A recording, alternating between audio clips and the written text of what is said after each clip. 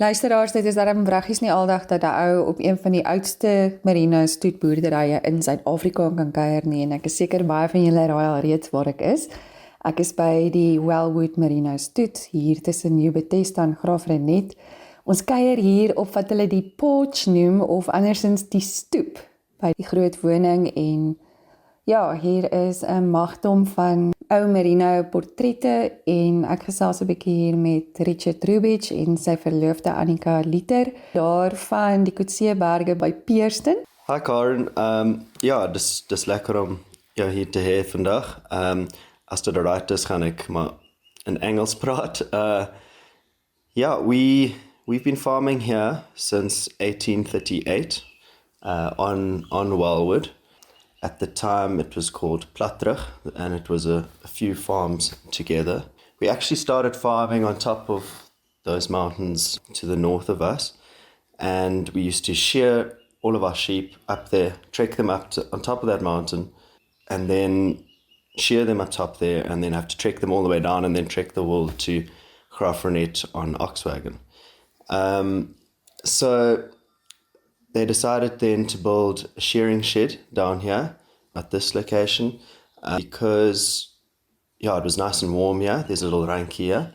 I wish they had built it where there was a natural water or spring, but there's no water here. They built the shearing shed in 1838 and a little 3-bedroom mud cottage there that then they lived in while they shore the sheep here. So yeah, they lived in that house, in the cottage, which actually this year Annika's opened up as a little Airbnb, and Grandpa's cottage. So the first building was actually our shearing shed, and the second building was a place to live. And then while they lived in that house, they built this house. And every generation then has added on a little bit more. To give you a bit of context, then that was 6 generations ago. So I'm the 6th generation living on this farm and farming merinos on Wellwood. So I started farming with my dad in 2019. It actually happened to be the driest year in recorded history of our rainfall records. So I hope I've seen it at its worst in terms of drought. And I think I've learnt a lot from that. And it was great to start my career farming with my dad for a few years, and how he's managed to hand over the business and the stud to me has been very special. He's given me a lot of freedom to do what I want to do, and always been there to support me with any questions and help, but really just backing me all the way, which is great. And I've made a few changes since I've been here, but nothing drastic. We're just sort of moving things forward, and you've got to keep adapting, which is where I'm at the moment, because I'm looking towards the next 30 years, which is my opportunity to leave my mark on the Wellwood legacy as such. So the first thing I noticed when I started farming here, because we were in the driest year ever, I went back into all of our rainfall records, and I wanted to see if that's really true, and sort of if there's any trend or something looking forward that could be positive. And all that I could pick up was that since industrialization, that in our rainfall records, that our highs were way higher and our lows were way lower, which was what was predicted in terms of the environment and climate change and everything. My focus for my career would be to build a more resilient farm, to combat the environmental changes that we are going to be seeing, especially when you're farming in such a tricky environment like the Karoo. And I think that's where my focus for our stud is also going to go. We've always tried to breed an animal that is adapted for the Karoo environment, that can perform in the Karoo with minimal inputs. So for me now, it's running bigger flocks all together, moving them faster, the whole regenerative grazing management strategy. The implementation of that is sometimes tricky, and It also comes with its own issues, but I'm learning every year and every month we're making different changes to try and adapt to this so that we can build a more resilient farm, so that when the next drought comes, we might be a bit better prepared. What is interesting and what's going to help me make these changes with regards to our stud is how now with my record keeping and figures, I'm able to trace all of my animals, all of my stud animals on the farm. And even though they're running in a big flock with all my commercial animals as well, I can still track which ones are performing the best. I've got all the data in terms of how much wool this animal produced as a lamb, how much wool its mother produced as a lamb, how many lambs that ewe has had. And yeah, and basically can go into all those figures.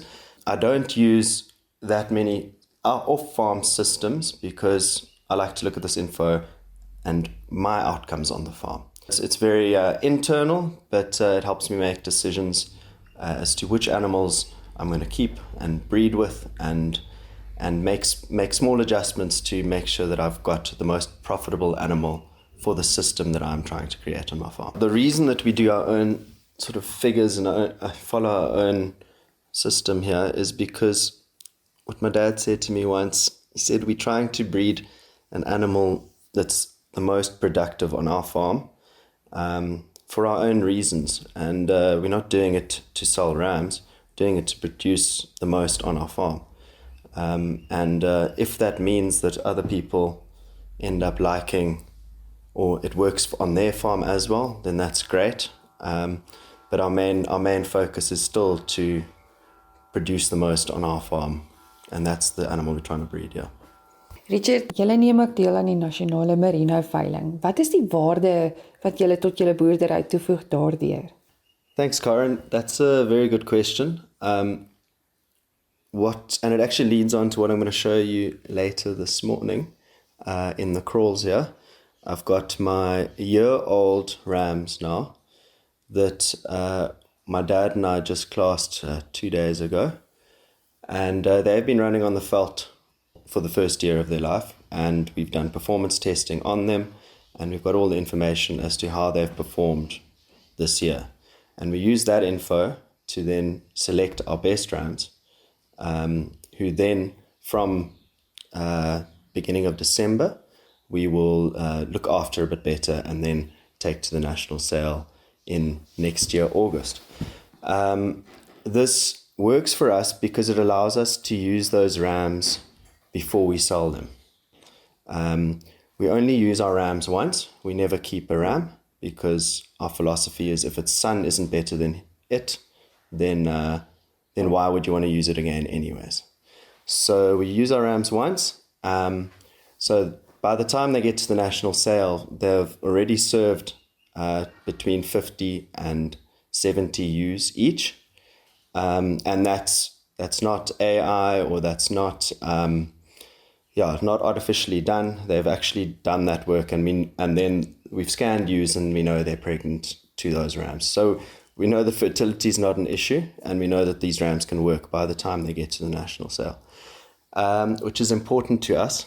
And it's important to go to a sale like the national sale where you can see everyone else's stock, see what other people are doing, chat to the other people in the merino industry, and because we're all facing some of the same issues, and when we come together like that, we can see how other people are solving these issues and move forward as an industry. So I think it's very important to stay involved in it, and it's good for the industry to continue that.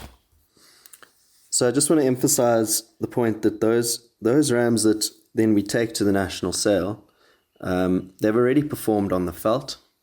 Then we feed them to make them look good, because it's nice to be proud of your animals, and it's nice for the farmers that buy them. It's also we're confident in the fact that they can do the job as well. They're not going to be offloaded at that farm and not be able to even do the job. So, Carin, you'll see there are some polled rams here and some horned rams. We are moving towards more polled rams in our stud, but it's a slow process. There's no point in now chasing a current trend because of current market demands and losing everything that you've built over 180 years. So it is something we're moving towards, and our polled rams have come a long way in the last few years, and we're going to continue to pursue that, but we're not rushing into it because we don't want to lose everything else we've built in terms of genetics over the last